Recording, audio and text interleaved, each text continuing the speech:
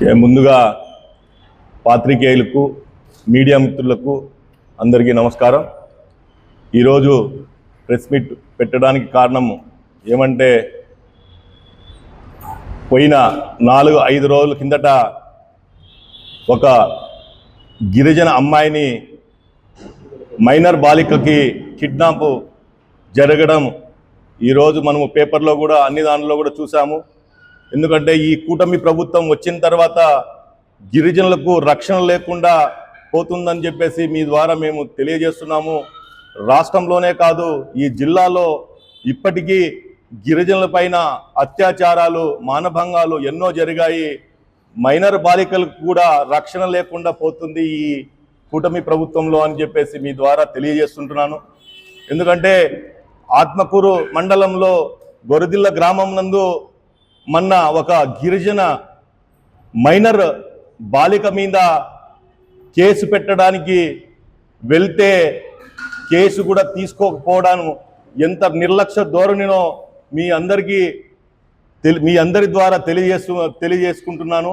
ఎందుకంటే అదే గొరదిల్ల గ్రామం నుంచి ఒక ఎస్టీ వారి తండ్రి పోలీస్ స్టేషన్కి వెళ్తే ఒక కానిస్టేబుల్ చెప్తాడంట, అబ్బా ఇక్కడైతే న్యాయం జరగదు, ఒక టీడీపీ క్యాండిడేట్ అనిల్ చౌదరి అతని దగ్గరికి పోతే మీకు న్యాయం జరుగుతుందని ఈ పోలీసులు చెప్తున్నారంటే ఎంత సిగ్గుచేటు అని చెప్పేసి మీ ద్వారా తెలియజేసుకుంటున్నా. ఎందుకంటే ఈ కూటమి ప్రభుత్వం గిరిజనుల పట్ల ఎంత నిర్లక్ష్య ధోరణి చూపిస్తుందో తెలియజేసుకుంటాను. ఇదే ఈ జిల్లాలో ఇదే ట్రైబల్స్కి చెందిన TDP candidate ST commission member Venkatappa అని కూడా అతనికి కూడా ఉన్నాడు, ఇదే జిల్లాకు సంబంధించిన అతనికి కూడా మేము తెలియజేసుకుంటున్నాము. అయ్యా గిరిజనుల పైన మానభంగాలు అత్యాచారాలు అన్నీ జరుగుతున్నాయి. మీరన్నా ఈ జిల్లా వాసి, మీరు కూడా ఒక ఎస్టీ కమ్యూనిటీకి చెందిన వారు కాబట్టి మీరన్నా తెలియజేసుకొని ఈ గిరిజనుల పైన దాడి జరుపుకోకుండా మీరన్నా కొద్దిగా ముందుకు వెళ్ళి గిరిజనులు బాగోగాలు చూడండి అని చెప్పేసి మేము ఆయనకు కూడా అడుగుతున్నాము. ఇదే పోలీస్ డిపార్ట్మెంట్ కూడా ఎందుకు అడుగుతున్నామంటే ఈరోజు మీరే ఒకరిని కాపాడాల్సిన వారు మీరే, ఇవాళ మీరు ఒక టీడీపీ వాళ్ళ దగ్గరికి పోయి పంచాయతీ చేయమని చెప్పేసి చెప్పడం ఎంతవరకు సమంజసమో అని మీ ద్వారా తెలియజేసుకుంటున్నాను. ఇలాగే జరిగితే ఇలాగే ఎస్టీలను మీరు తక్కువ చూపు చిన్న చూపు చూస్తే పెద్ద ఎత్తున ఆందోళన చేస్తాము. లేకపోతే మన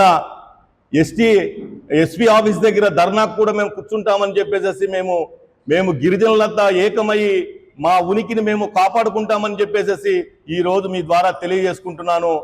అలాగే రాబోయే కాలంలో ఇలాంటి పరిస్థితి జరిగితే వారికి న్యాయం జరుపుకోకుండా, ఎవరైతే అమ్మాయి మైనర్ బాలికకు న్యాయం జరుపుకోకుండా వాళ్ళ తల్లిదండ్రులకు న్యాయం జరుపుకోకుండా ఉంటే పెద్ద ఎత్తున ఆందోళన కూడా దిగడానికి మేము సిద్ధంగా ఉన్నామని చెప్పేసి మీ ద్వారా తెలియజేసుకుంటున్నాను. అలాగే పోలీస్ అధికారులు అయితే ఎవరైతే ఒక కానిస్టేబుల్ హరి అని అతను ఉన్నారో అతను ఎలా చెప్తాడని చెప్పేసి ఈరోజు పేపర్లో కూడా మేము చదవడం జరిగింది. అతను రెఫర్ చేయడం ఎంతవరకు సమంజసం అని చెప్పేసి మీ అందరికి కూడా తెలియజేసుకుంటాను. ఇలాగే జరిగితే పెద్ద ఎత్తున ఉద్యమం చేస్తానని చెప్పేసి మీ ద్వారా తెలియజేసుకుంటూ సెలవు తీసుకుంటున్నా.